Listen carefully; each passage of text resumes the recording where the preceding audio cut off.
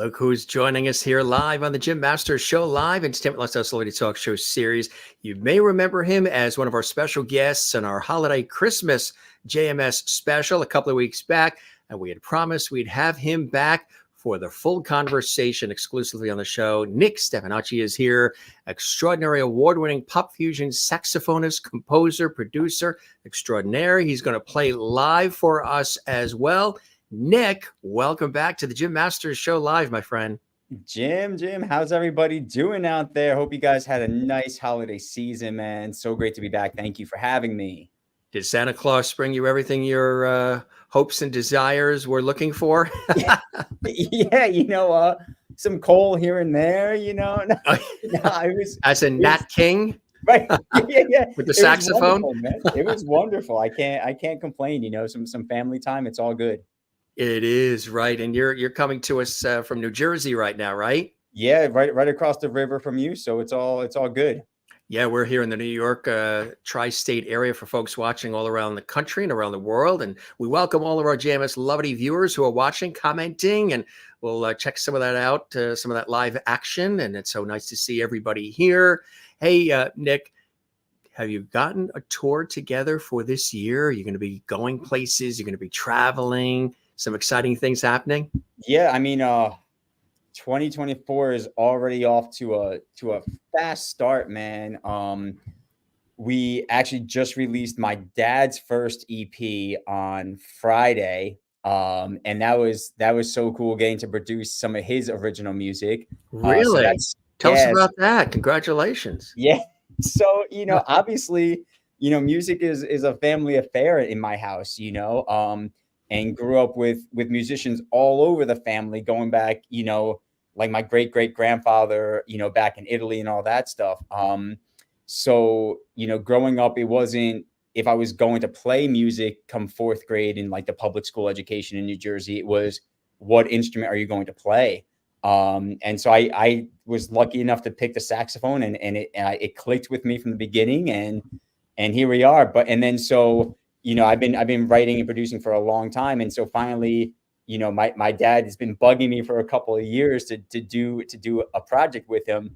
And I had some time. I had some like really good friends that I could count on and call. And so we made it happen. We were recording over the summer, and then we did some vocal sessions in the fall, and then we finally got it together. And we released it this past Friday. So it's streaming everywhere. It's on YouTube. What is it called? Yeah, so it's Walter Stefanacci Jr., and the title is Better Late Than Never.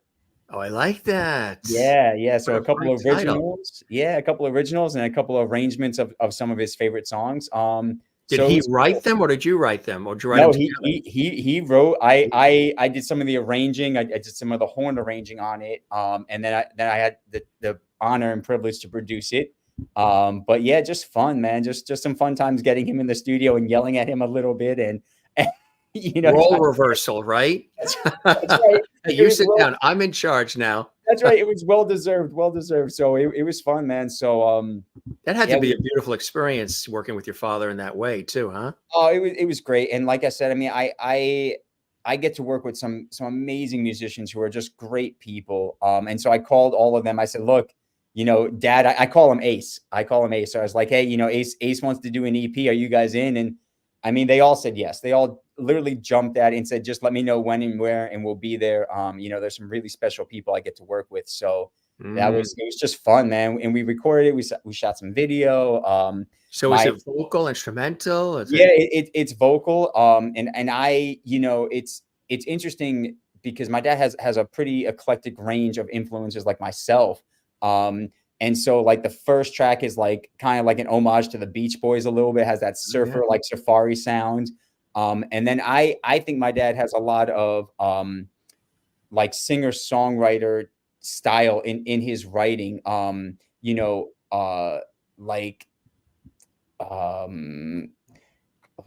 like a Carole King, type or James Taylor. Yeah, that type of sound going on in his writing. And there's some like George Harrison influence because obviously he was a big Beatles fan growing up.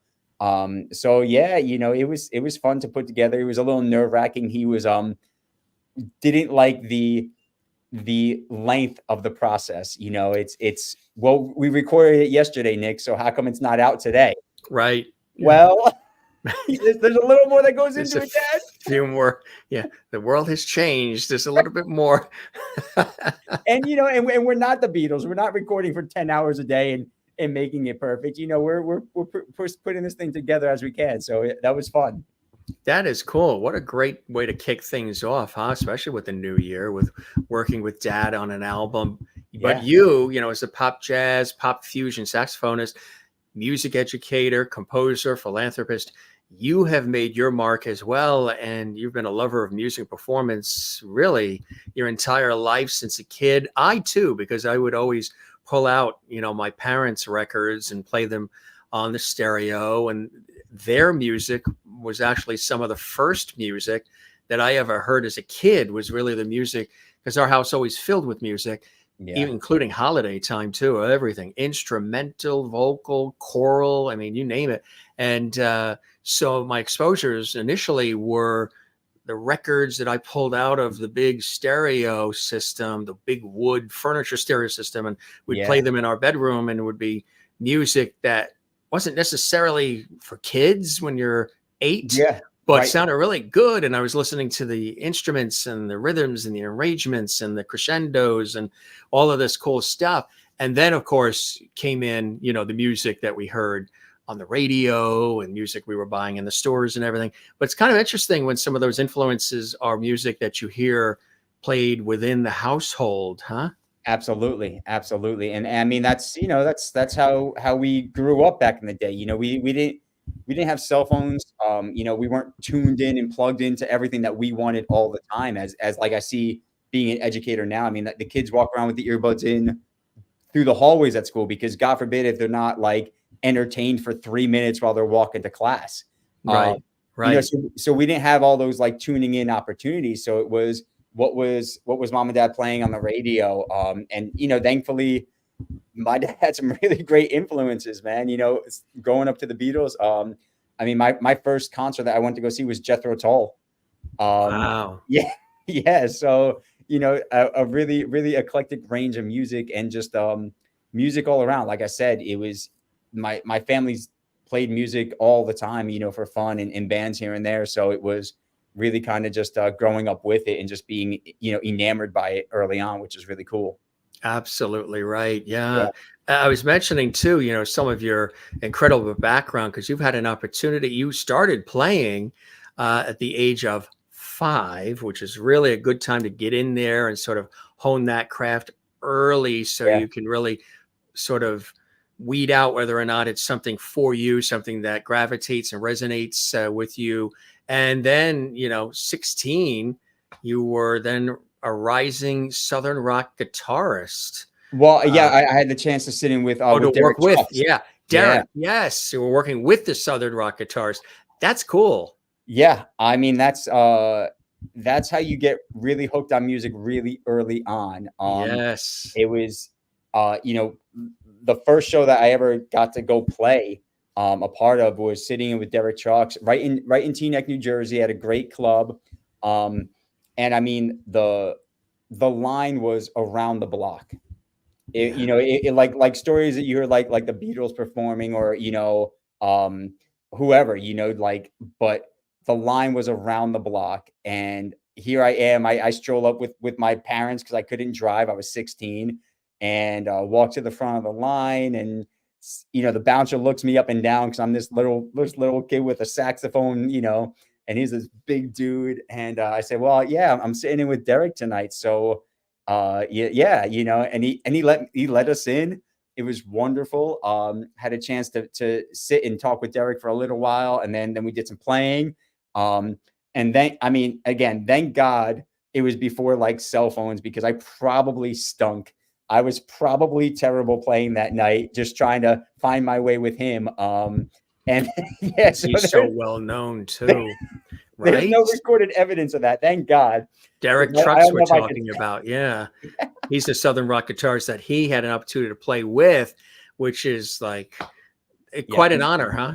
Yeah. I mean, so, you know, you have that experience as your first time going out, and you're like, oh, this is easy. Like, I just get a band and I put a show together and people show up, and then you realize, no, people don't show up. People, No, it's that's like a 1 in a million, opportunity right there. And that was amazing.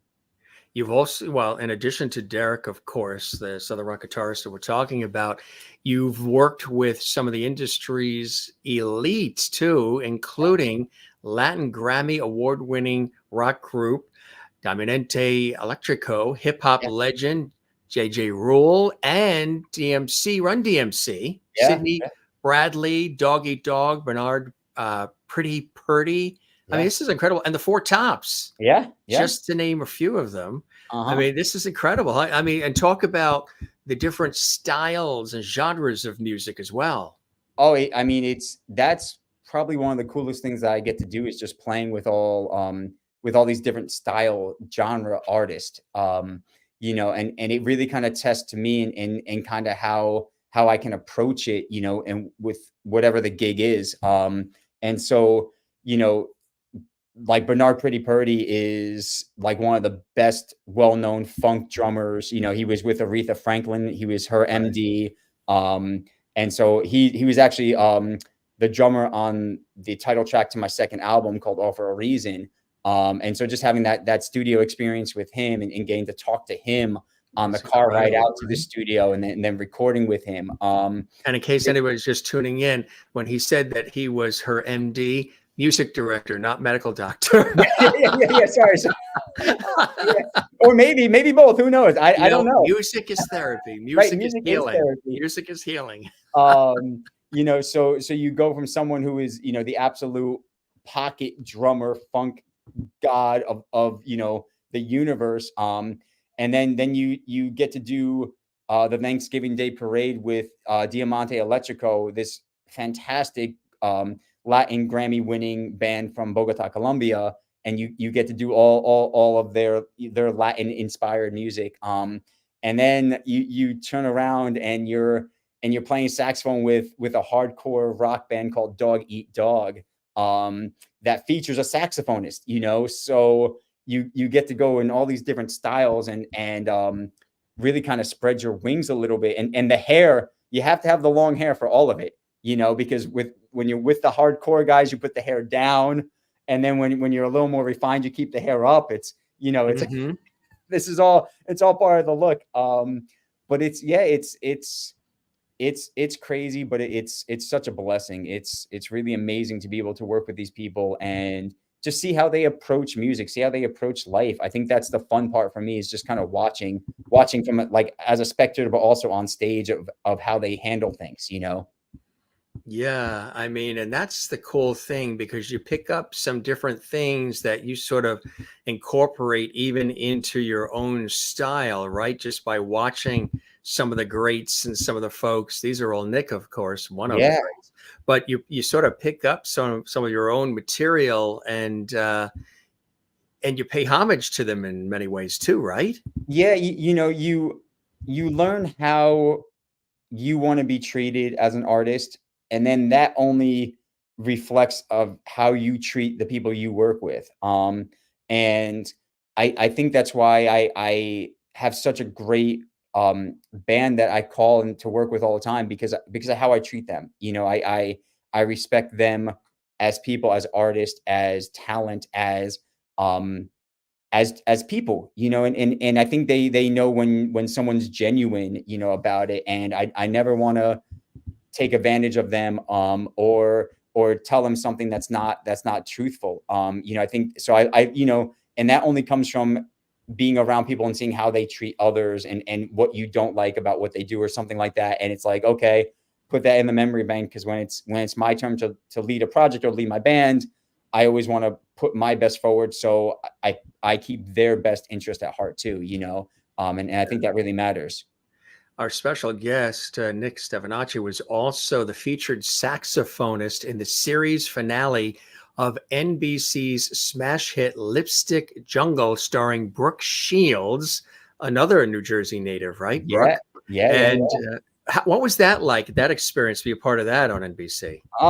Jim, you're doing your homework, man. I love it. I love it. That was again, just being in the right place at the right time to get the call to do that shoot.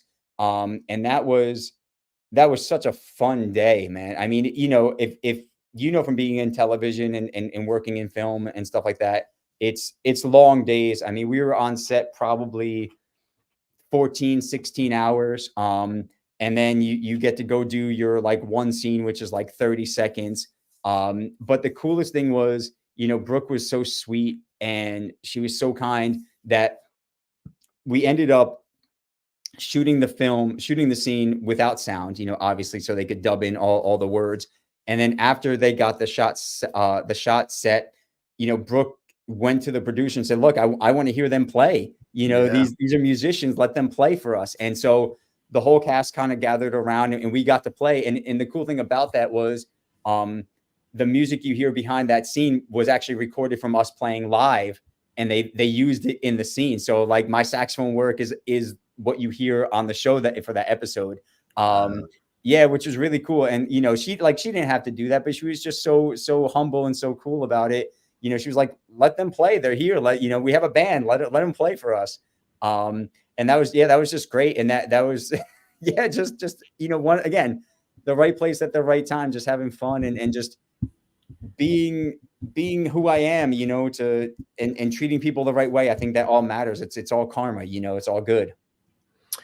Now we might be short on one or two, who knows, but as a prolific composer, you have released so far 7 solo albums and a full length and 3 EPs, with the fourth, Secrets, coming out in May, which is exciting, huh? Yeah, it's been writing for me has become this itch that I really can't scratch. And so I'm constantly writing, just writing, because I think it's part of my therapy, just healthy for me in what I do to help get the frustrations out and kind of find my own voice. And we're super excited for Secrets. It's I think it's my best writing from front to back as a solid EP. So I'm really, we had a couple singles already released, Mirrors, and then Christmas Eve, the Christmas song that we just did. And they both charted on like the smooth jazz charts. They did really well. So the next single is actually coming up in a couple weeks, and that's called The Masquerade. So we're really excited. It's been a lot of fun, a lot of work, but a lot of fun. So I can't complain about anything. So the saxophone was the very first instrument you started with when you were a kid. Did you also take on other instruments, toy with other instruments as well along the way?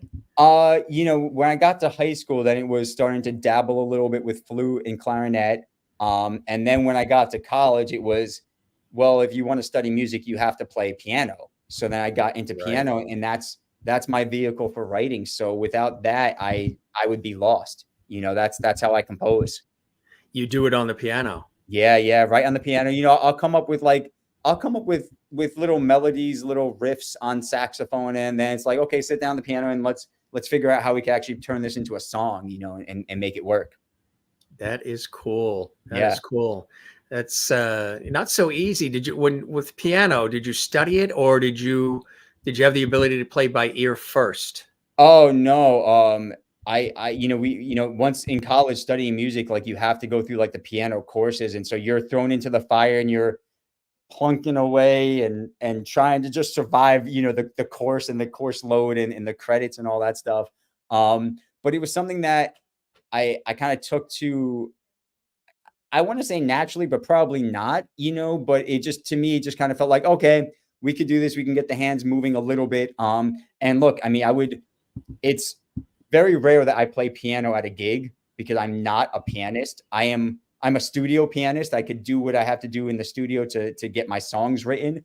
But very few times I've had to play piano at a gig, and thank God, because people would leave. They would walk out the door and say, "Yeah, no, not so much, Nick." Yeah, we've heard chopsticks before. Yeah. You should keep that a secret. That's no good. Keep that in house. Yeah, exactly. Play for the family at birthday parties. Right. Not even. My family would boo me. they're the toughest critics. They're like, oh my God, what are you doing?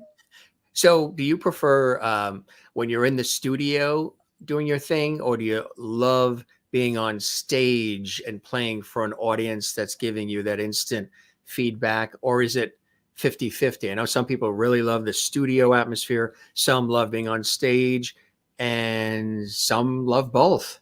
Yeah, I love all of it. I love all of it with all of my soul. Yeah. And I think that's how you have to approach music, or any art in this world. You have to love it with every ounce of your being. Otherwise, it's going to eat you up and spit you out, because it doesn't make any sense. The entertainment industry makes no sense to me. It is And a wacky world, isn't it? yeah, just when you're on like the brink of saying like, oh, I should do something else, something amazing comes through, and you're like, oh, okay, this is why we do it. I guess I'll stick with it, right? Yeah, I'll yeah, give it exactly. another week. Yeah. Thank you for the sign, big guy. Thank you. I needed this one. But yeah, I love it both, because you get to, in the studio, that's where the pre-planned creation comes to life, I want to say. And on stage, that's where it's the spirit of the moment. And I love playing live, because it's not perfect, and it shouldn't be, Right. because you're trying to push your musical boundaries to someplace further, someplace that you're not comfortable with in front of people. And I think that's where the current industry loses a lot, is, you see all these live performances and they're perfect. And that's just not true. That's not real. So we had a show a couple weeks ago back in November, and there was a couple really big errors, man. But it was fun, and that's the moment, and that's what you live for, and that's what keeps you coming back, and that's what keeps you practicing, and trying to chase that perfection. So you see all these like big acts, and they do all these fireworks stunts and dancing, and blah blah blah, and it's not real. Like, it's not perfect. I'm sorry. But so I think that's where the industry kind of loses a little bit of its luster for me, because it's those moments of imperfection that are beautiful, because that's real. Do you think that we've gone in a direction where it's too much spectacle versus the music? Like, for example, a lot of times there'll be somebody performing, whether it's a singer, a musician that's on an instrument or whatever, but there's all this action going on around them, and there's all these dancers in front of them, and all this stuff going on, that they're almost buried, and you got to like seek them out. Wait, who is the person that I'm listening to? There's all of this stuff that goes on around it.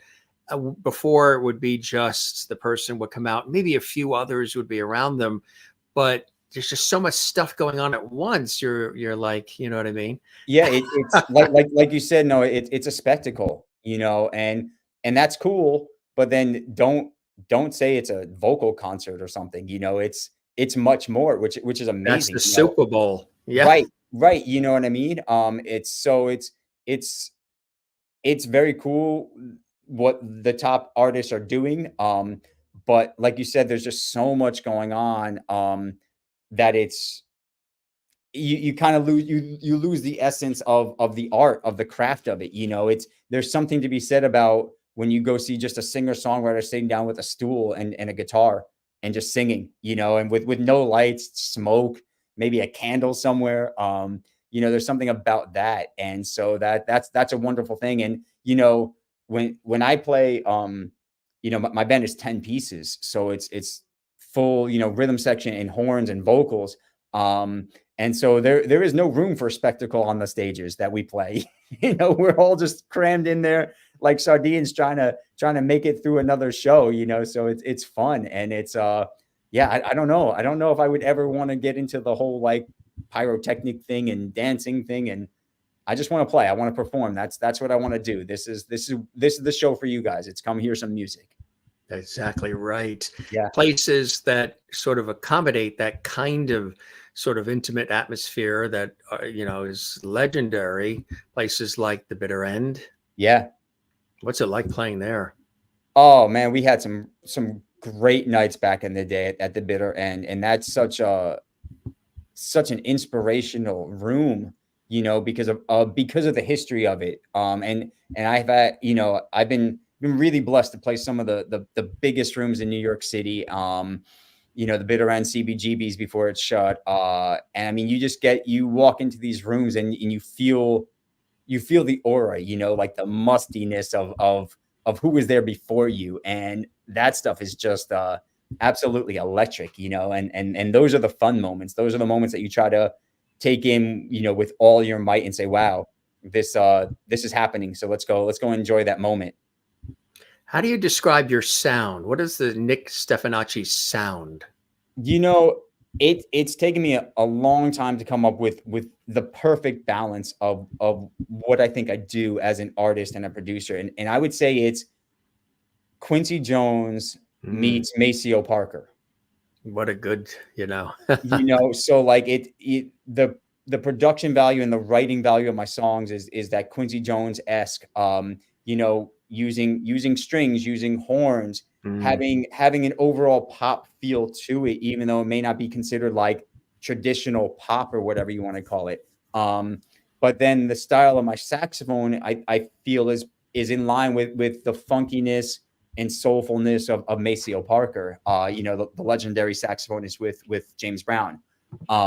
So it took me a long time to come up with that comparison. I think that is spot on for who I am as a producer and an artist. And so, yeah, that's kind of what we do.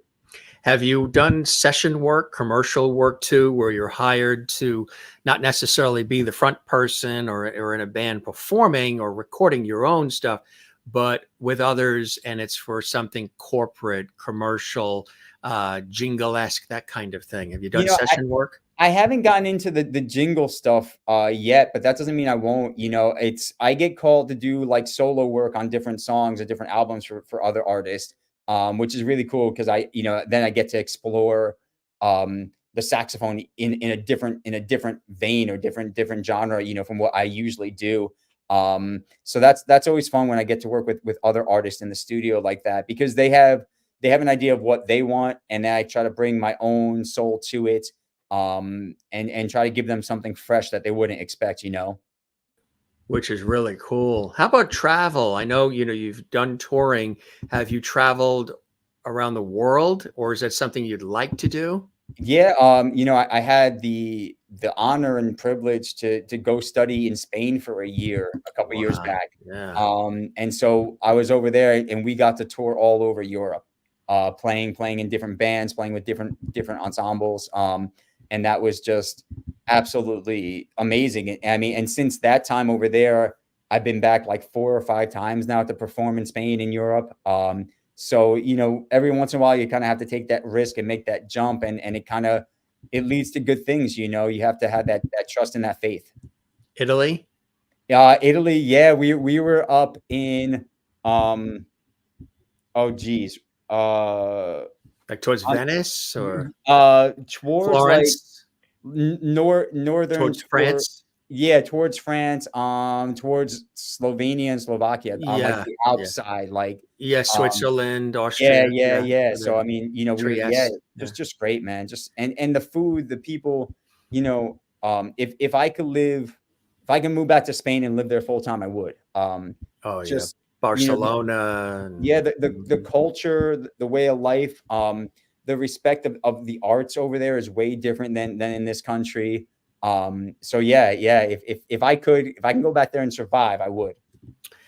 It's another hot place too, and a lot of people have moved there. They've been going there for vacations. It's become a real honeymoon hotspot. Is Portugal? Oh yeah, gorgeous. I know so many people that are vacationing, visiting, moving to honeymooning in Portugal. Is that on your radar? It is. I mean, and they have some great jazz festivals over there. So that would be amazing to get on some of those. But yeah, you just have to go and explore things. And I think, as an artist, that adds so much fuel to my fire, when you just go see something, hear something, experience a different art form. Like the first time in Spain, hearing and seeing flamenco dancing, like, whoa, like what powerful stuff that these people are doing dance wise. And you're like, okay, how can I incorporate that into something? And so that's, you kind of just try to find all this inspiration from wherever you go. And if you're, I think that's one of the biggest problems with this post-COVID USA is this whole remote work, everyone stay home type. If you're in this bubble, then you only know this bubble, there's nothing else to expand your world. And I think it's dangerous. I think it's really dangerous, like kind of where we are as a society. It's changed us in many ways. It's just changed us in terms of the fear factor. People are ramped up. People are nervous. People aren't listening to one another.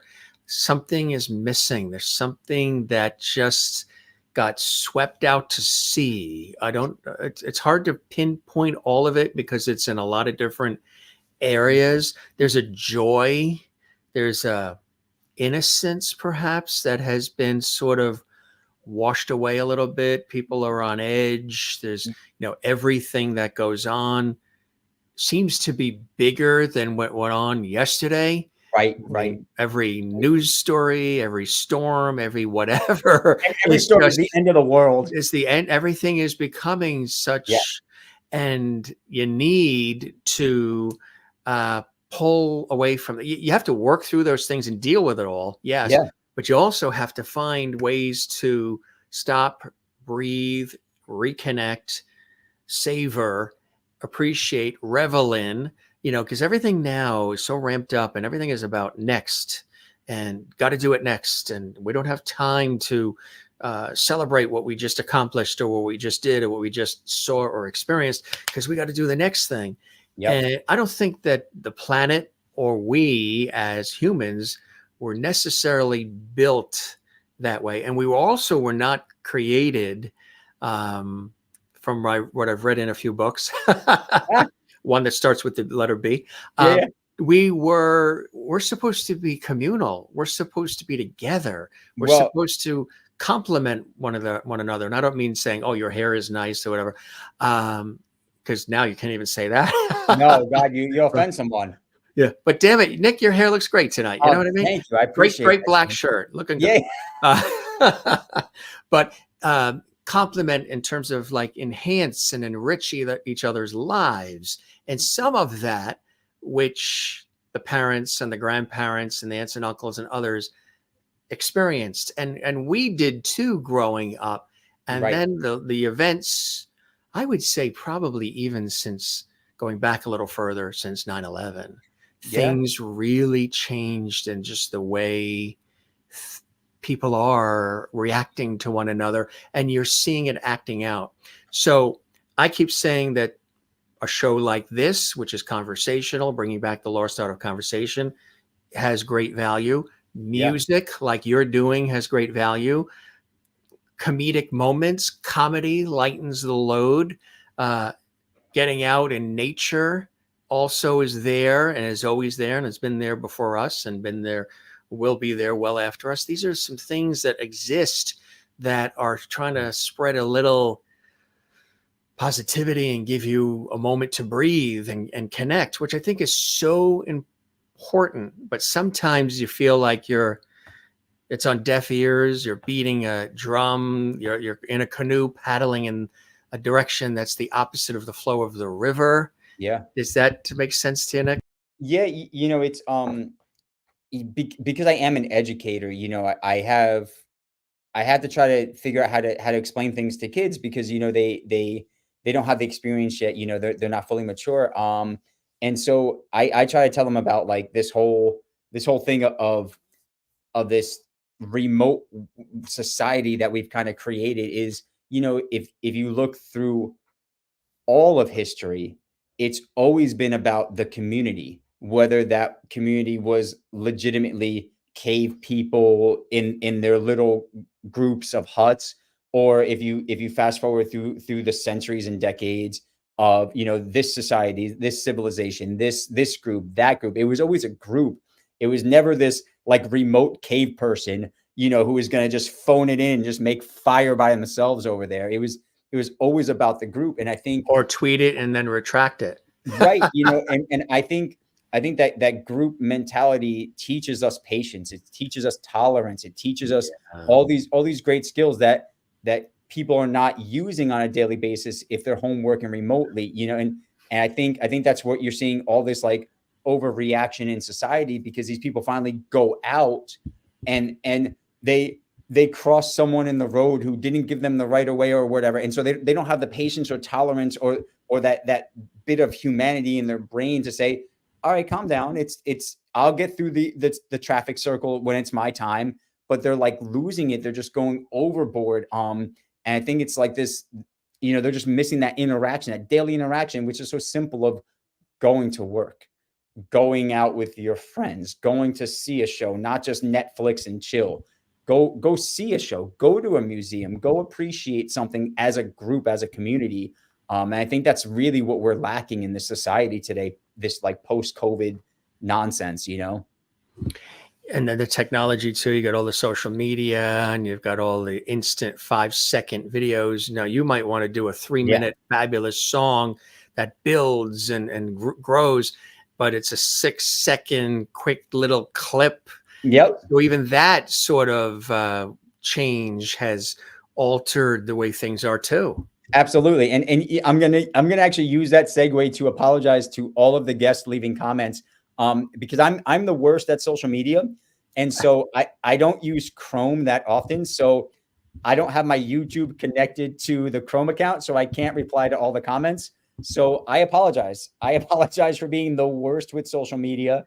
I am one of those people that you have to come out and see me, because I'm an in-person person.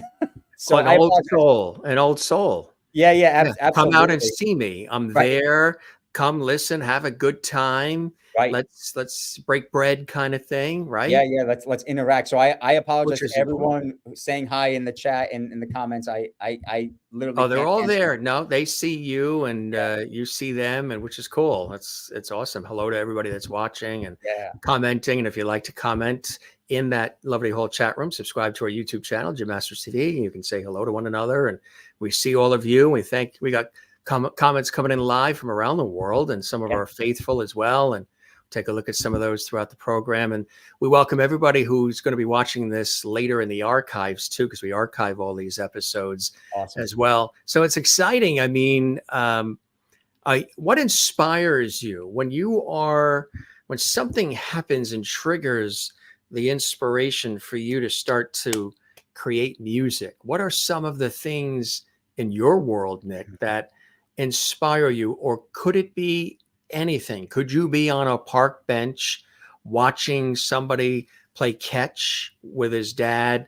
and birds go by, and somebody goes by in a canoe, and the sun is sort of twinkling through the leaves of the trees, and soak that in and be inspired by what's going on around you? Yeah, I think as a writer, producer, you really find inspiration from everything. And one of the things I try to do, I try to write every single day, because every day that keeps the muscle kind of inspiration, that right flair.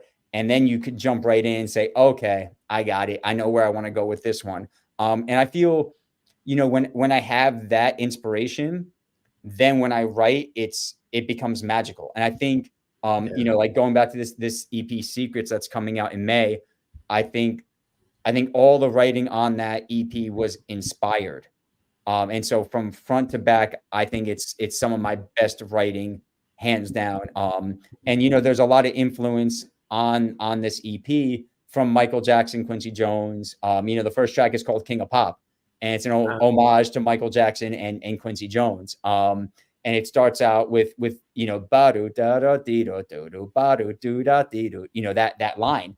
And then we kind of take it from there and mold it to my own thing.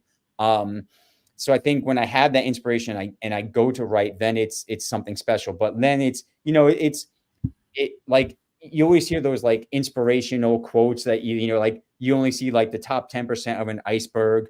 It's that 90% of my other writing that allows me to get to that place where it's like, yes, that's the next single. That's the next EP right there.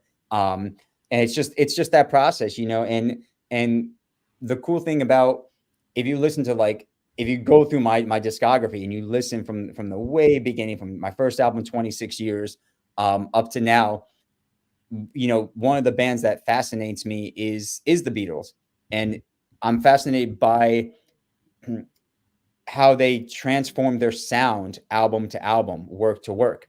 And it was something about that, of how they were always pushing their genre, always pushing their musical souls, that attracted me. And so if you listen through the discography, no two albums sound the same.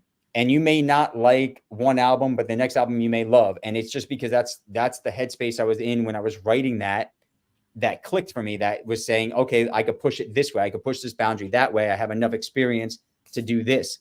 And so, like, I could say right now, like, Secrets is a way different sounding album than my next EP, which I'm currently already writing and recording. And, so it's, you're always pushing I'm always trying to push. I don't like to be in a box. People always ask me, oh, who do you sound like? And it took me a long time to come up with, like, Quincy Jones and Maceo Parker, because it really, it really isn't a box. It's I sound like Nick Stefanacci, and it's, that's who I am. And it's taken me a long time to get there as an artist. And it's, you listen to a lot of things, and you try to emulate certain things and take certain things. It's music is a giant stew of your soul, of your musical soul, your experiences, and you put all those identities in, and then you make your own stew from it, and you see what comes out. Absolutely right. Being a composer and doing arranging of things, I'm sure you are appreciative of some of the legendary composers too, and arrangers, right? As much as being the performer and being the face, you are appreciative of some of these incredible people who write, TV themes, film scores, romantic music, whatever it is. Absolutely. And you have to have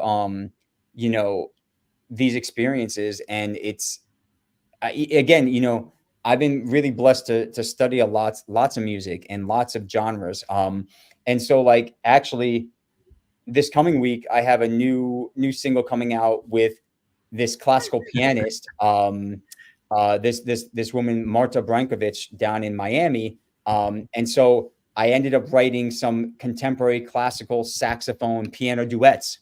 Wow. Yeah. So, I mean, so that, so I went back to, like, kind of like my college roots of studying classical music. And so that single is called Raindrops, and that comes out this coming Friday. And that project is called the Solaris Duet. And that's her and me, doing a couple of these new compositions. And so, it's you just have to you have to go out and experience things if you want to write about them. If you don't, then stay home. Then do the remote work. right, exactly. You need to have experiences if you want to showcase that.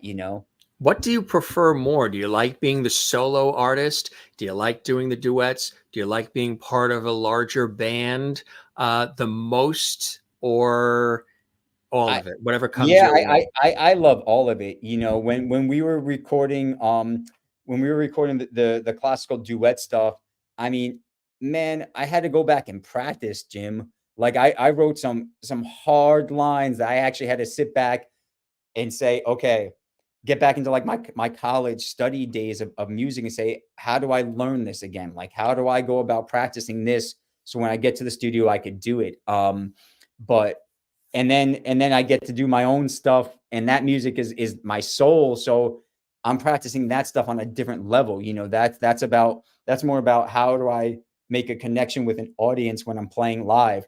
So I love all of it. Like I said, you have to love it with every part of your being if you want to do it, because there's no other room. There's no room for less. Right, exactly. Even if you tried to pull away from it, it would call your name and call you back in. Oh man, it's because of my love for music, I've figured out that I have a very addictive personality. Because I am addicted to it. I'm addicted to music. I'm addicted to writing. Yeah, I get that. And so, but that helps me with other possible things that could become problematic. Like, Alcohol, like, okay, moderation. I know because I have an addictive mindset, and I know with so you're music when you're involved with something, you can be all in with it. right. So, so it's okay, cool. I know that now. I have to know how to moderate that stuff, that it doesn't come to be a problem, and I think that's an interesting point where you see with a lot of artists that do struggle with addiction. I think maybe they haven't come to that realization that they have an addicted personality to their art, and that could flip That's the to trigger. be something else, which is What really about bad. what about the ones sometimes you'll hear people say, I did some of my best work when I was a little floaty. Yeah, I played one time in my career where I wasn't all there, if we could say it that way. Um, and I hated how I performed. And I might have performed fine, but while I was on stage, it wasn't what I'm used to. And for me, that was a huge problem. So I said, okay, now I know that we can't go down that road, because I don't like who I am on stage. And when you're on stage, you get one shot to impress an audience. Um, and so again, like I might have performed fine at that show, but to me, it wasn't where I need to be. Right, exactly, and you knew that and worked through that, which I think Yeah. is terrific. It's funny. I've used this reference as well, and I'm sure you'll understand it right away. I don't smoke, but I say for me, music is like my cigarette. Right. When music is a go-to for most of everything, whether it's wanting to deamp, Right. reboot, celebrate, congregate. Music is always around, whether it's subtle or it's exciting, whatever it is, depending on the occasion, constantly on in the car, constantly, on in the house at various times. It's the go-to for me when working through thoughts, when Mm. wanting to go back in time and remember childhood and phenomenal things of your past, looking forward, whatever it is, for me, music does it. Yeah. I mean, and that's how powerful it is, and that was like one of the biggest lessons I learned while living in Spain is, man, I don't speak Spanish. I mean, I spoke better Spanish when I was over there. I spoke conversational. Now it's basically all gone. And that's a shame. And I hate that about myself right now. But over there, I was playing with all these Spanish speaking natives, and we really couldn't communicate except through music. Right. And we were Right. able to do that. So I was able to play the gigs and do all that, and they'd point to things, and then okay, we're here or whatever. Universal language. Yeah. Yeah, and that's the beautiful part about it, and that's what you try to teach the kids is how universal it is, and how powerful that tool can be, and the importance of music in society. Separate from the saxophone and maybe the piano, what's another instrument that really speaks to you? Not one that you even have to master, but when you hear it, it just grabs you. I love the bass. Yeah. I and I think that shows in my music, Yeah. are the bass lines that I write. Right. I think there's just something, so so core Grounding and core yeah. and basic to the bass, where it's just like, oh man, that feels so It's the good. And support. It's the thing that keeps the train on the track. It's yeah, the and yeah, when you hear a good bass player play, you're like, oh man, that is so cool. yeah. That is so Yeah. bad. Right. You know what else I like too, and I mentioned it on the show a couple of times. From the string instruments, the cello, the Oh depth and man. warmth. Uh, Yeah. and just again, I think in the string instruments, the cello sort of like the bass Right. grabs you and just grounds you and sort of stops traffic in a way because it feels so heartfelt and so meaningful and so warm yet Yeah. important at the same time. And like the dynamic range on a cello is so incredible. They could be high and shrieking and shrill just like a violin, but then like you said, they can go and just be so mellow and so beautiful and bold. Yeah, the cello is a beautiful instrument. Wow. A melancholy sort of sound that Yeah. really sort Yeah. of grabs you. And yeah, good stuff, I tell you, really. And I can't believe the amount of music that has come out and the amount of things that you have, from working with the duets, working with dad, with your own material. Is it full time, or are you balancing other jobs and other work with this? Because you are teaching as well. Yeah, I teach high school bands. So it's for 10 months How cool is that? for You 10 march in the months parades and everything? you really don't sleep for like 10 months. No, you No, march it. it's You got the band marches in the parades and all. no, we don't. We actually have like a commercial music program. So we have a pep band, which like with like vocals and stuff Oh like that. yeah, And so we have a pep band that goes to the football games to perform. St. But we Patrick's Day don't. parades and all that. Yeah, Yeah, it's cool. It's cool, but I mean, you get run down. I'll tell you I that can much. imagine. Yeah, yeah. It takes a lot out, but Yeah, hey, but it allows me to follow my dreams. It pays for that stuff, which is amazing because again, like right. if you don't love it with every ounce of your soul, it will eat you up and spit you out because it's just it's one of those things. I just had this conversation with this incredible guitarist actually last night, Ezra Gray. I don't know if you know him. He was Yeah, on. He was on last night, and he's originally cool. from Brazil, lives in Brooklyn, and we were talking about that. We've had musicians, also actors, actresses, many others on our show because we really feature everything, not just one genre. Sort of like a traditional talk show would, guests Yeah, of all kinds, which I love because I love the variety. right, right, sure. On today's episode, we're going to be talking about this, and then it pulls out other different things about living in life. But Yeah, I mentioned to him because he was talking about the same thing that you're saying, and he's coming from the perspective of being a terrific guitarist. Um, like an actor said on the show, advice for those who want to go into the world of acting: if you are 50% there as far as wanting to be an actor, but the other 50%, you're thinking about being an accountant, be the accountant. Because what it takes to be the actor or the musician or any of these kinds of industries demands 110% of your stamina, your energy, your yeah. resilience, your passion, your time, your money, Oh all. yeah, And then there's sacrifices that can be often and that can be great in yeah, order to be able to share, connect, and express the love that you have. So it's going to require a lot of you. hmm But then at the same time, it's going to allow a lot of you to express who you are and do what you need to do. But you have to be, like you said, all in if you're going to do it. yeah. You know, it's a very selfish lifestyle, which a lot of people don't understand. I don't think my parents get it 100%. I don't think my sisters get it 100%, and they've seen me from way high, taking it to where I am now.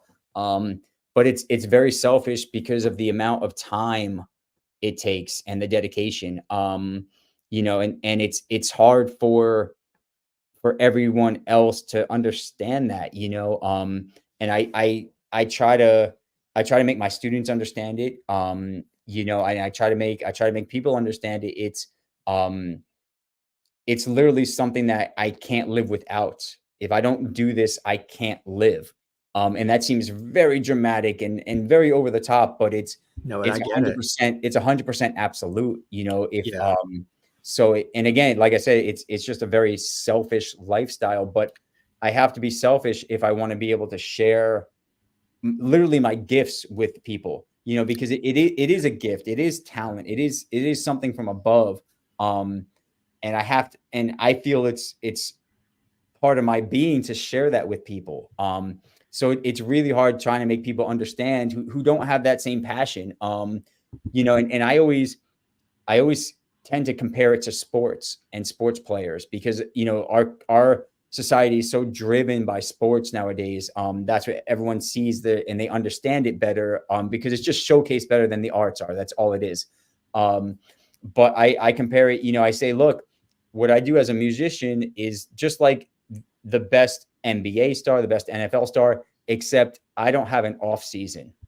You're right. And then people look at me with like three heads and they're like, what do you mean? I'm like, well, the NFL season ended yesterday for a lot of people, and they'll go on vacation for 3 months. They're done. Right. Right. But my career as a musician, as an artist, is literally 365 days a year. And they go on vacation with the millions. Oh, absolutely. And the endorsements and the sponsorships. And, And look, if one day, if I happen to get to that echelon, that tier, then I will take a vacation. I'm telling you right now, Jim, I'm taking a vacation. You're going to take a good one. Right. And that's it. He's going to be off the grid. You think he's out on social media now? He's not going to be on anything. No, absolutely. So, look, if I'm fortunate enough, one day to get there, then great. But I love the sports analogy. Yeah, because I use that too for people. Yeah, it kind of sinks in a little bit. I often say the same thing. I use the analogy for my career working in television and radio and all the rest, whether I'm on camera or behind the scenes. And that's why I love to interject and sort of, I call these conversations, not interviews, because we're sort of free flowing here with our conversation. Yeah. And I'm listening deeply to what you're saying and sort of saying, gee, how do I relate to that?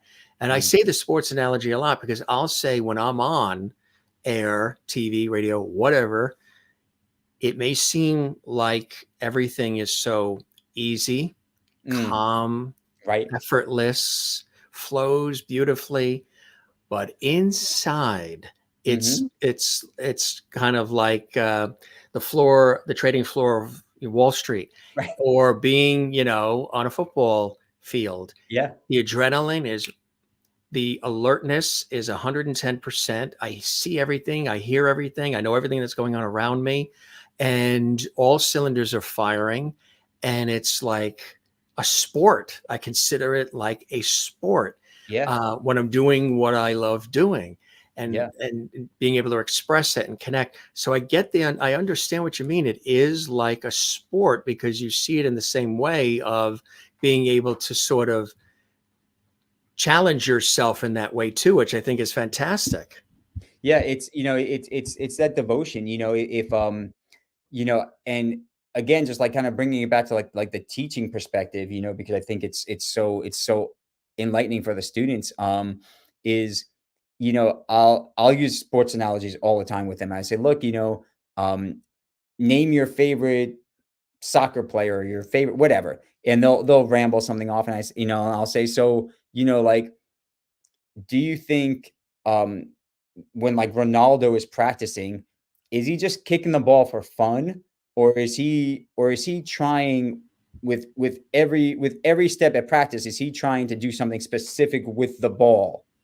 And they'll kind of think for a second and they'll wait, and I'll say, well, most likely every kick he's taking in practice, there's a reason behind it, and he's practicing something for it. So I say, when you're practicing an instrument, you have to try to sound the best every single time you play, whether it's a scale, whether you're practicing by yourself.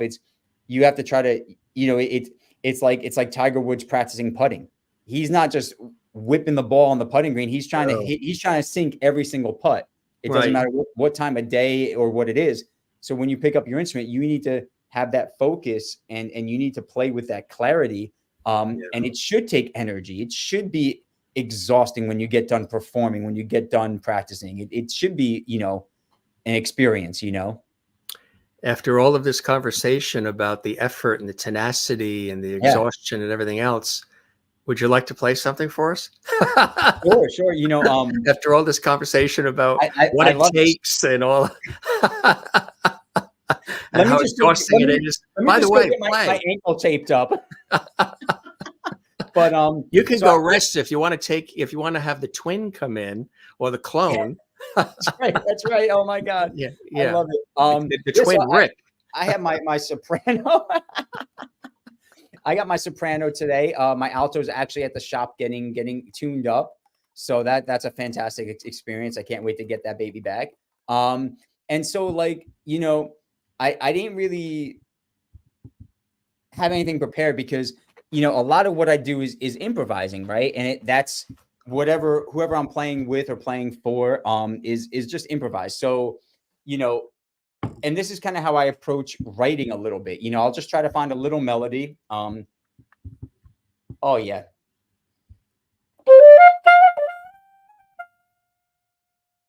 So I'll take that like little opening line.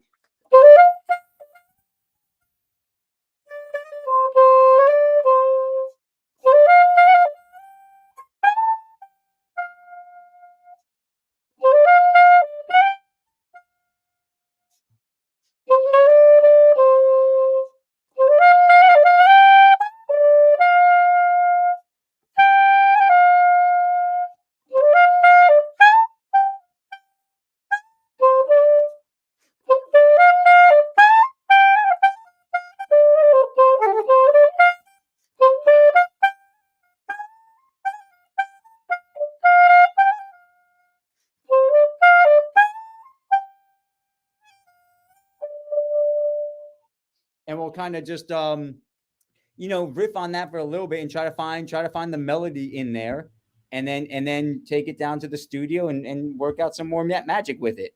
It was cool. It was really cool. What was really cool too is as you were playing it with the green screen behind you, parts of your entire body disappeared and we just had your head and half of the saxophone.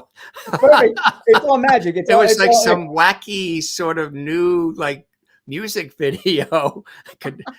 Like right now, it's not even. Yeah, I see it. Do you see it? How do you do that? Oh, he's also a magician in Vegas. Right.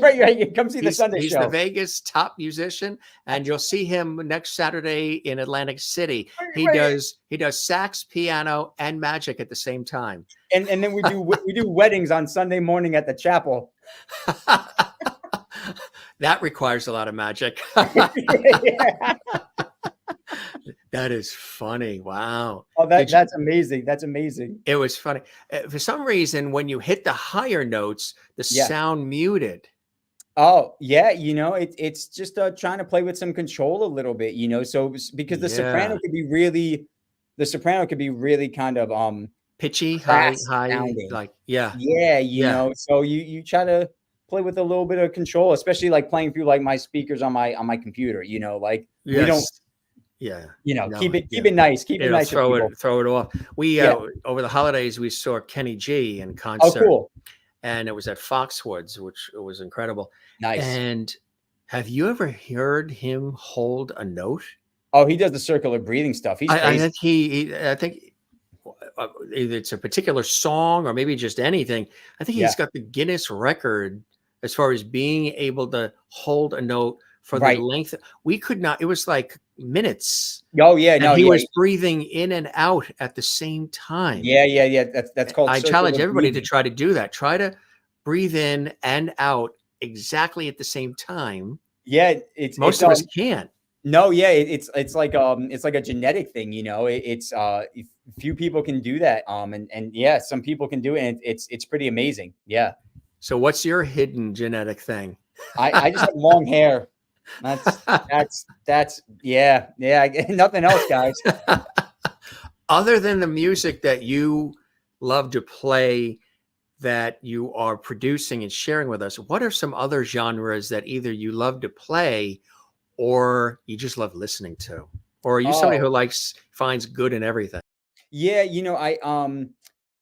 I try to find some aesthetic value in everything.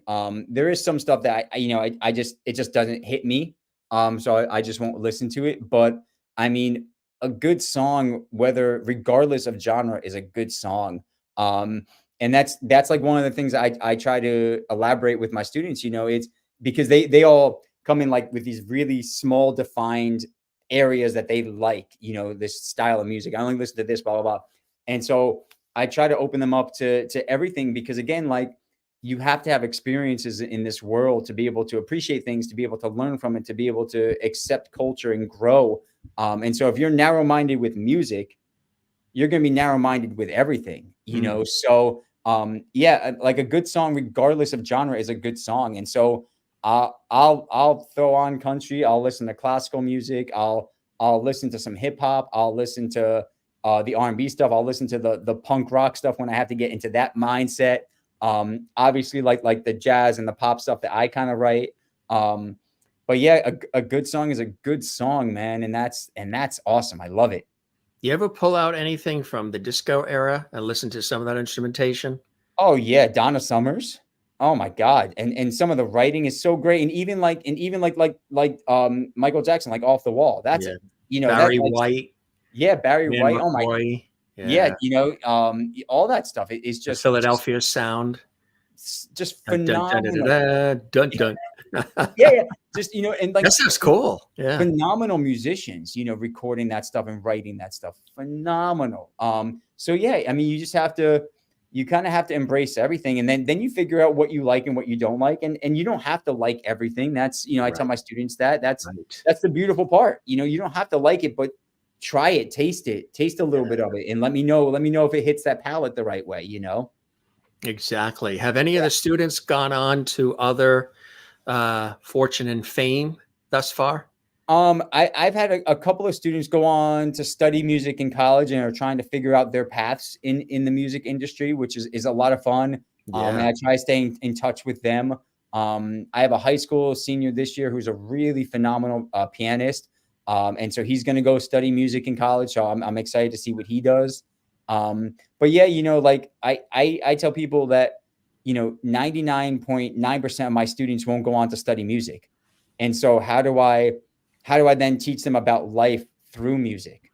And that kind of becomes my teaching goal with them. And then like the 0.1% that go on to study music, yeah, we could find some extra time and I could help you, get a little further and develop you a little bit more so you're ready for it. But it's really, how do I handle that other 99% and keep them interested, keep them engaged, keep them coming back for art, becoming fans of art. That's important. Because then they'll appreciate other elements of art. Absolutely. They'll see sculpture differently, paintings differently, other things. They'll walk through a flower garden and notice, the flowers and the colors differently than maybe before, right? Absolutely. Absolutely. And it's just trying to teach them that, just be open, experience things. It's a beautiful thing. It really, really is. Absolutely. They'll drink the water in the glass with the pinky out. Absolutely. You have to. You have to. Why not? It's January. Let's go. It's all part of that is funny. Did you want to tickle us with something else since it's there? Oh, sure. They love it. They love it. Some great comments coming in. Austin's Field saying this is some great playing, and Terry Larson saying wonderful. I'm so impressed when someone can just come up with something off the top of their heads. Very impressive. And Maureen is saying that was fabulous. From improvising comes masterpieces. Yeah, that's the goal. Thank you so much. Thank you, Austin. We appreciate that. Yeah, everybody subscribe. And do you like to, Merlin wants to know, do you like to play rock and roll as well? Yeah, I don't get to play that much rock, like straight rock and roll anymore. But every once in a while, you'll get a call for a gig, and you get to do some like Bruce Springsteen stuff and all that good stuff. She loves Boots Randolph, Yakety Yak. Oh yeah. Oh my God! If I knew it, I would play it. If I knew it, if I had it in my head, I would play it for you. Yeah. I'm sorry. Kathleen says awesome playing as well. Awesome. Cool stuff. Yeah. So I'd love to hear. And again, if you guys are just joining us, Nick Stefanacci is here, award-winning Fusion saxophonist, as well as composer, music educator, producer. and he's got a lot of music out, and look for him, coming to a city near you eventually. Yeah, And it's really, really cool stuff. Get out and enjoy a good concert with our that's friend Nick. that's right. That's right. So let's do like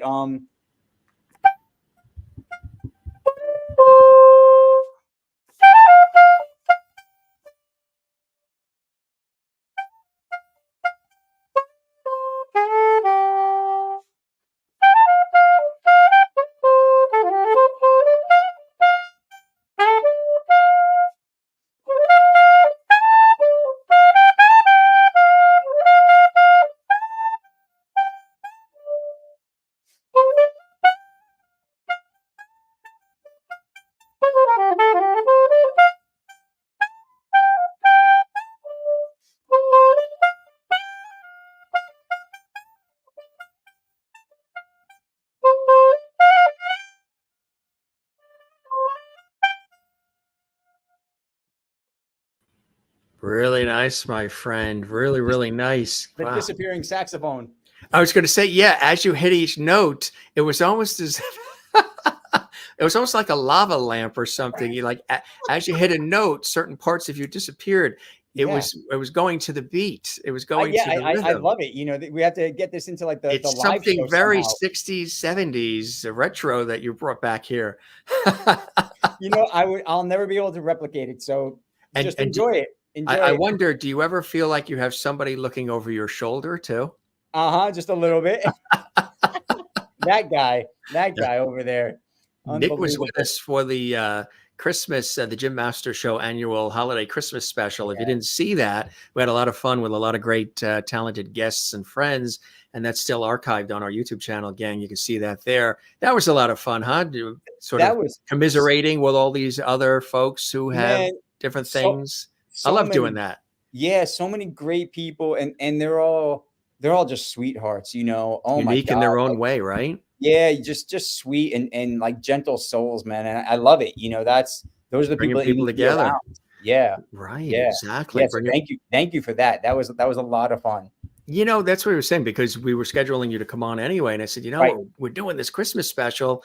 Do you want to hop on that sort of as a little preview and then have Yeah. you come back to do a longer form conversation? What are some other things that are sort of out there that you still want to do, you want to achieve, are there places, stages that are on Mm. your list? Are you I would love to play, at the Sydney Opera House or Royal Albert Hall in London or at the Acropolis or the Y- Kodak Center or Carnegie Hall or whatever.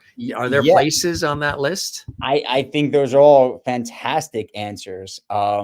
No, it's really about finding happiness and bringing that joy to people. That's kind of where I am right now in my life. And I've been really blessed to do a lot of cool things already in this career, and I think my career is still really young. So I'm excited for what's coming next. But it's just trying to find happiness and bring that to people, because I think people just need that more today. They just need good influences, and just happiness and trying to help them out of whatever rut they may be in. And yeah, and music kind of does that for me. So it's just lovely to share it with people. But yeah, and any one of those stages would be great. Going back to the Grammys would be amazing. All that good stuff, man. Just trying to have fun. That's what it is, right? Exactly. How Yeah. many hours a day do you think you're involved in music? Oh, if do I include teaching? Yeah, All right, if I include teaching, then I would say it's easily 10 hours a day. it is, huh? Yeah, easily. Wow. Yeah, and then when over the summer when I'm not teaching, I would say it's probably 12 hours a day. It is really. Yeah, because when I'm not teaching, I get to sleep a little bit more, and so then I'm a little more focused with my work. It's hard in the middle of a school year. It's hard to find that motivation sometimes, but like I said, it's like an itch I really can't scratch. So I have to just do it. You know, it doesn't matter if I'm tired or whatever. It's I need time to go write. I need time to go practice or whatever it is.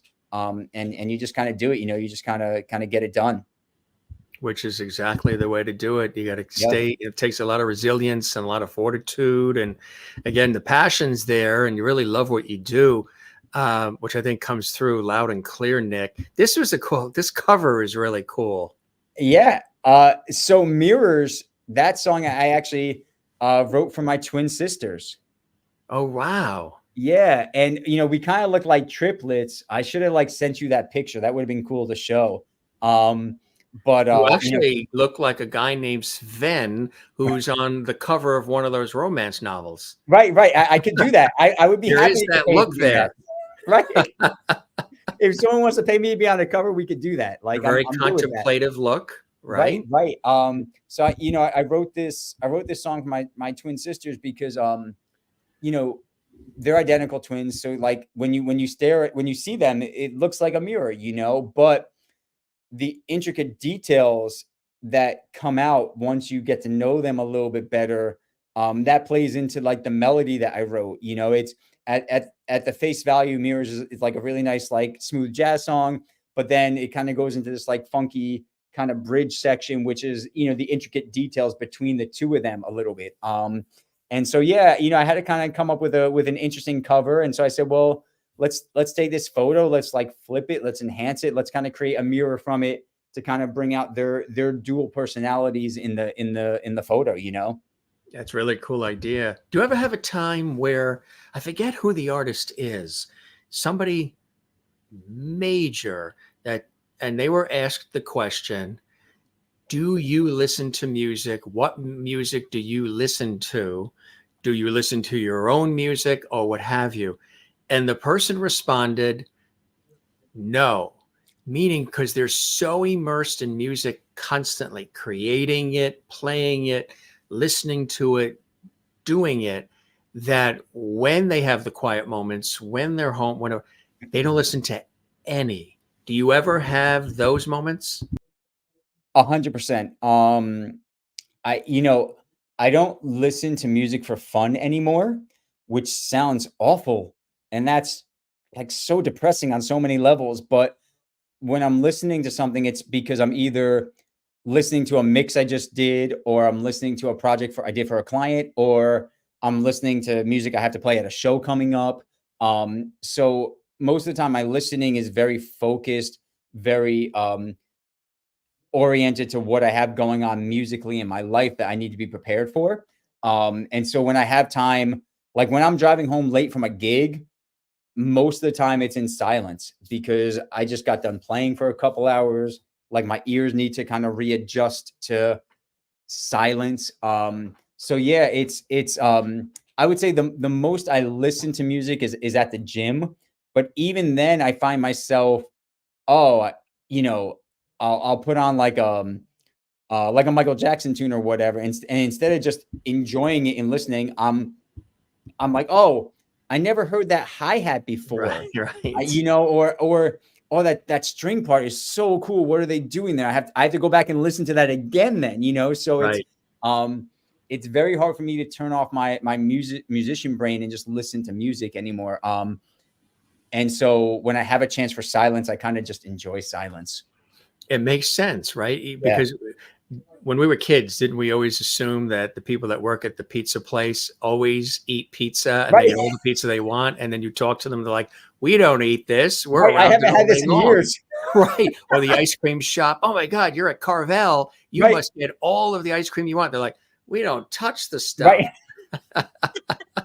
No, it's absolutely true, man. You know, the grass is always greener, right? Oh, you're a musician. You must love listening to music. No, no. Because there's so much work and intensity Right. involved Right. that you do need the clarity and the. So, what are some things you do to balance that, to be able to unplug and Mhm. sort of get away from it and then come back fresh?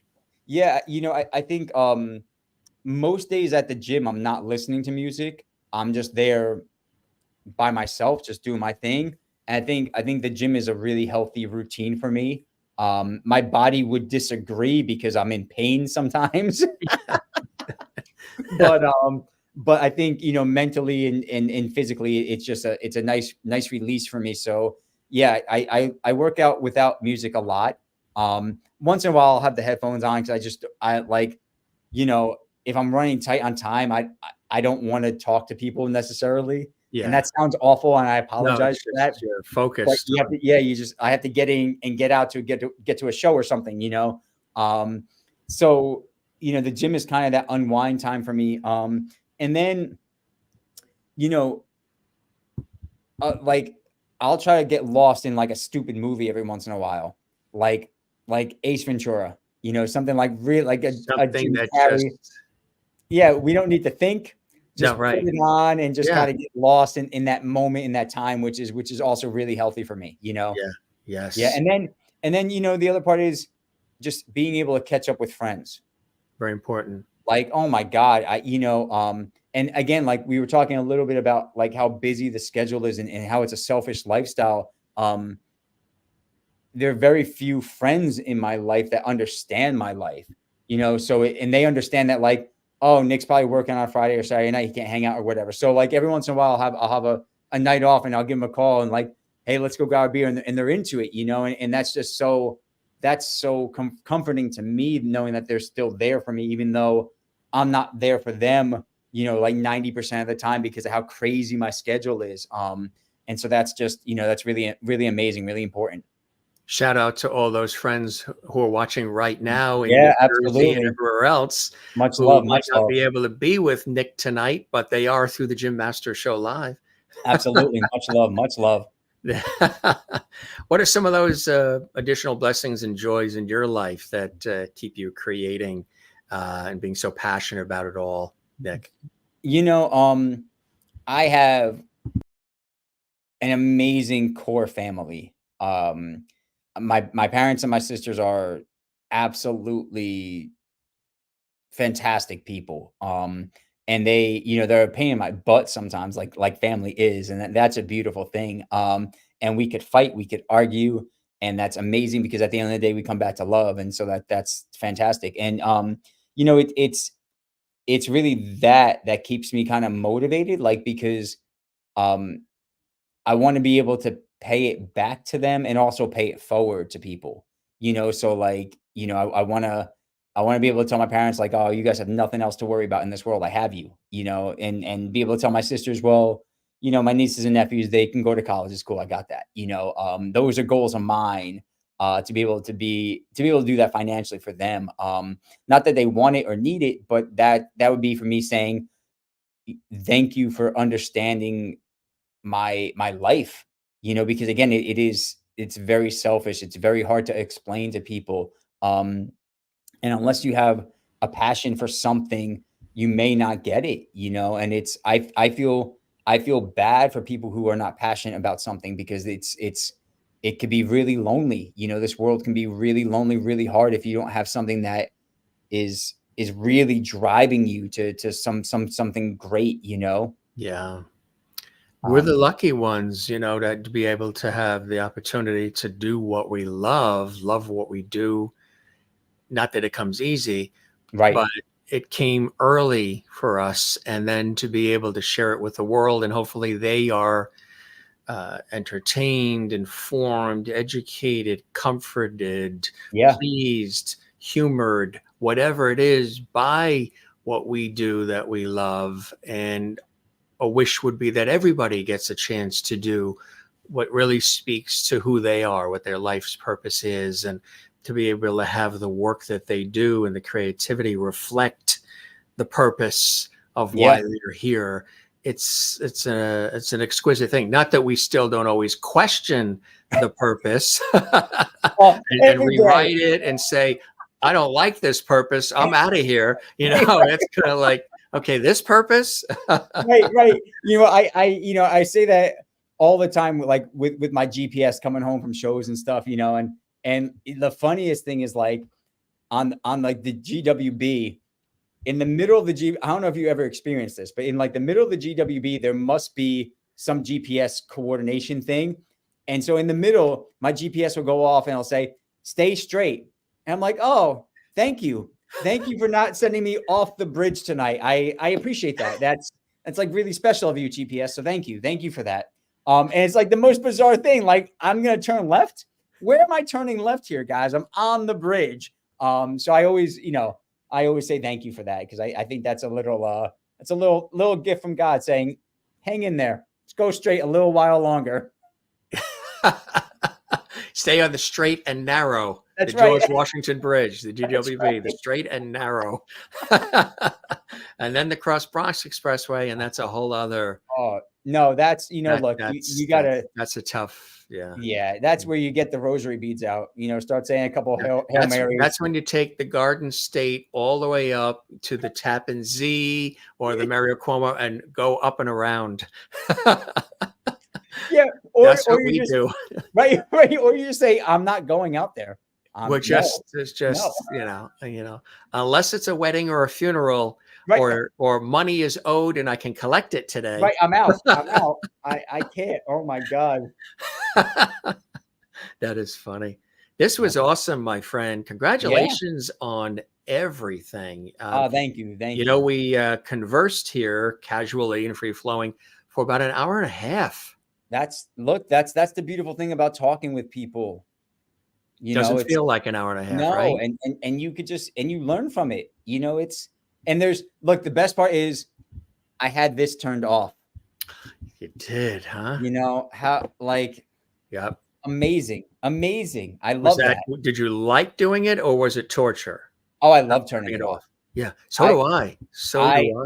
Well, like I said, I'm the worst with social media, so I hate being plugged in.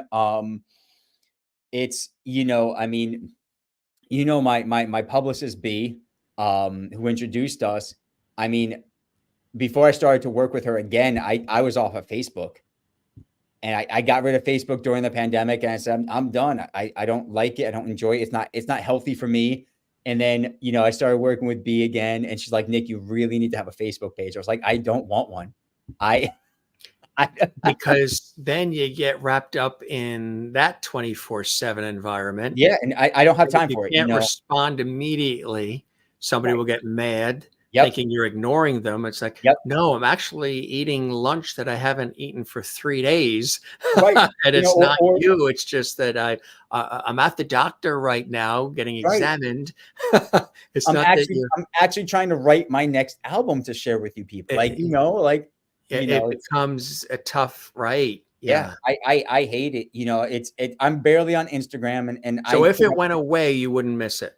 Oh no, I can't wait for the day I could turn it off. Life did exist before it. And I can't wait. I'm with you on that. If it went away, I wouldn't miss it. No, because life was rich prior. Yeah, you actually had to go and call people or go out and see them. There's so much extra work involved, right, with all these different ones too. There's just 10 different ones. Yeah. And it's sort of, it connects, but at the same time, we've seen a lot of negativity as a result, but also, and competition and all that nonsense, but it does sometimes remove us from one another in a way. You know what I mean? Yeah, how much is real? How much is authentic? Well, that's it. It's you again, like all these spectacles by some of these artists that they put on, and then you see all these posts that people put these videos, and they look great, they sound great. It's just, it's not real. It's all fabricated somewhere. So that's cool. But then that's why we have AI, I guess, right? Just to fabricate nonsense. I'd rather be in the moment, and that's, it's so funny because everyone just stares through a little 2-inch screen, and they capture life that way rather than taking in the entire picture and just being in that moment, and I think that's the most important thing that we could do, is just be in the moment and turn off the nonsense, turn off the phones, forget about it for a minute. It's okay. Instagram will be there tomorrow. I promise you. It's okay. It'll be okay. And so, yeah, I tell B all the time, I say, B, when I get there and I get big enough, all of the social media will go away. and people will just have to follow me on my website, and then come see me live at shows, because I don't want any part of the social media stuff. There are a lot of people who don't. It can be invasive too. Yeah. There's a lot of people who aren't on it, Yeah. who are major names as well. And just, I have friends that aren't on it. I have family that's not on it. Awesome. Some relatives that are just, what do I need that for? I'm too busy to begin with. Right. So I know some people that don't bother with it. They're not fascinated by it. They don't feel the need to be on it, because they're already content. They're already fulfilled. You know what I mean? They're already, it doesn't add anything for them. Yeah. Do you know? He got so shy about the social media that he just turned himself incognito. Yeah, I'm sorry. He doesn't even want to be on our show. No, I look froze. at that. I froze. Where am I? Why am I not here? What is going on? Hello? This whole social media conversation, he just took himself completely out of the picture. You'll hear from him again, but you'll never see him again. Jim, wait, can you hear me? We hear you, yeah. Oh, all right. I don't know why my camera just like turned off. That, you see, that's because like they're all listening in. You want to live an incognito life. Why won't wait? He wants to be known, but leave him alone. This is ridiculous. Where is my camera? This is funny. This is one of the things that I love about live. Yeah. Because, if we pre-recorded this and super edited it and everything is flawless, and that could be done. But there's something about the interaction of the live where you're almost there. There's the circle again. I'm so not. Why is my camera bugging out? This is ridiculous. Jim, this is ridiculous.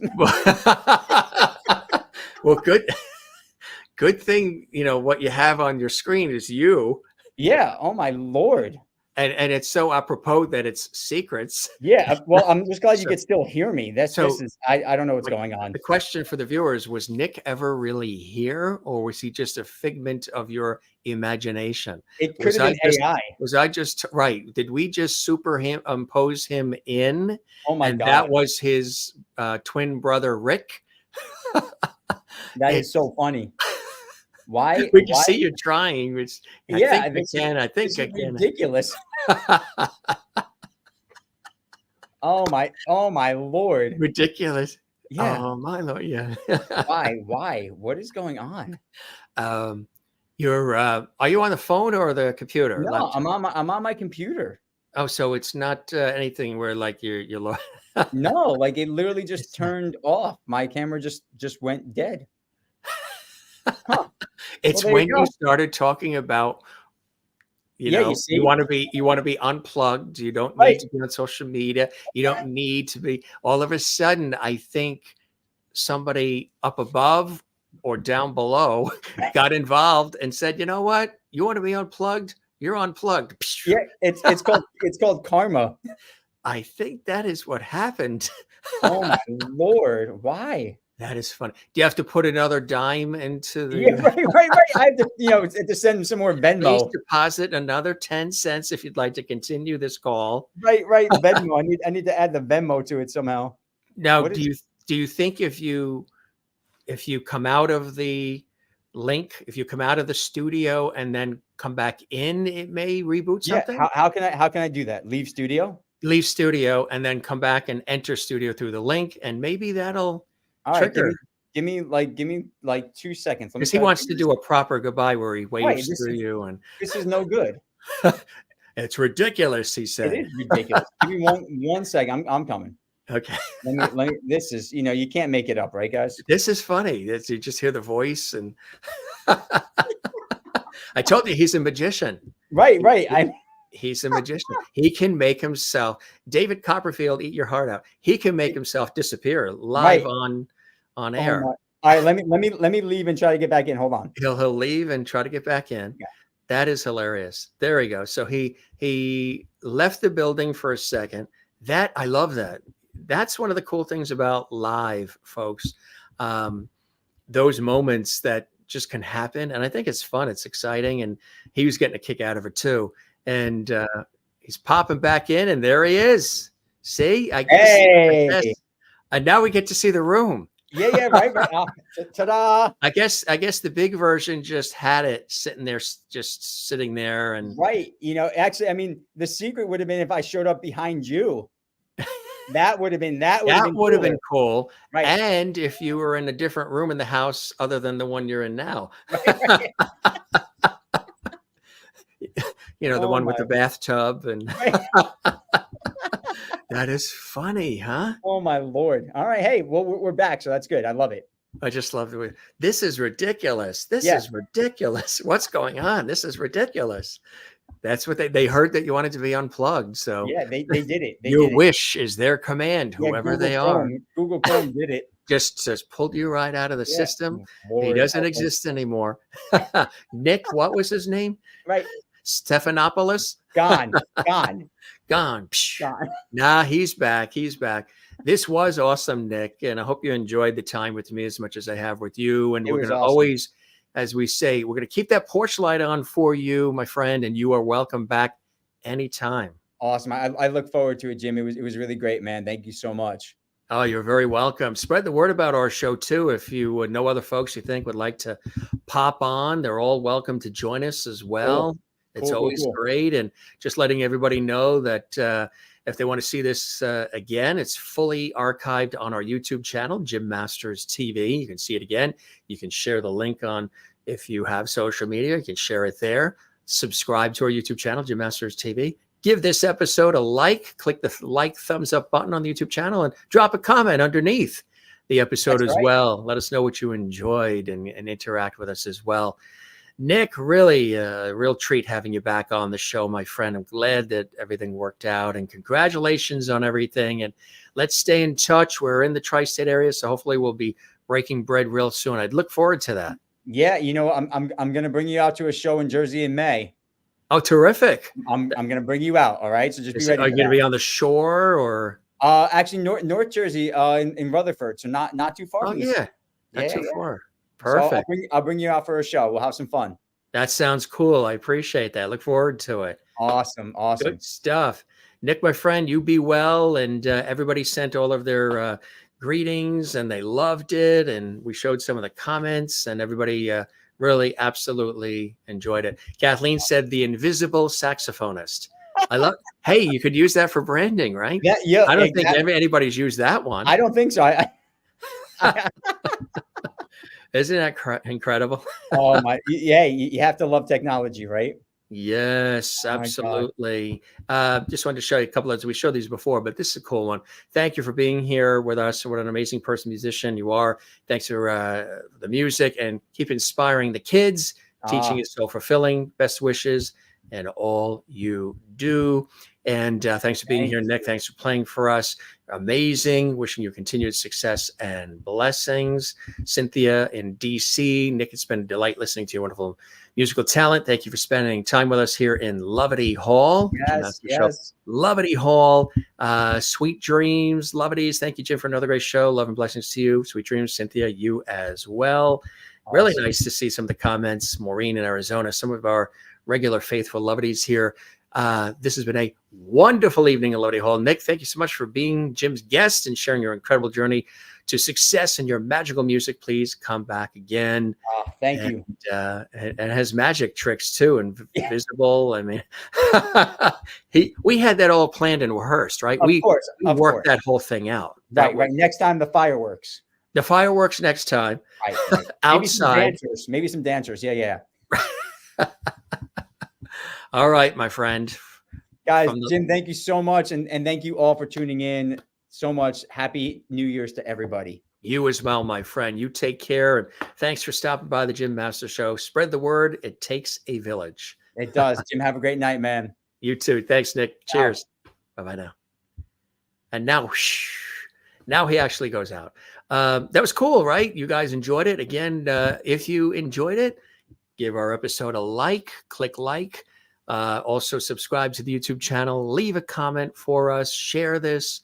and celebrate all that we are doing here on the Jim Masters Show. We appreciate Nick joining us here on the program. It was really great having him here, and he played for us as well.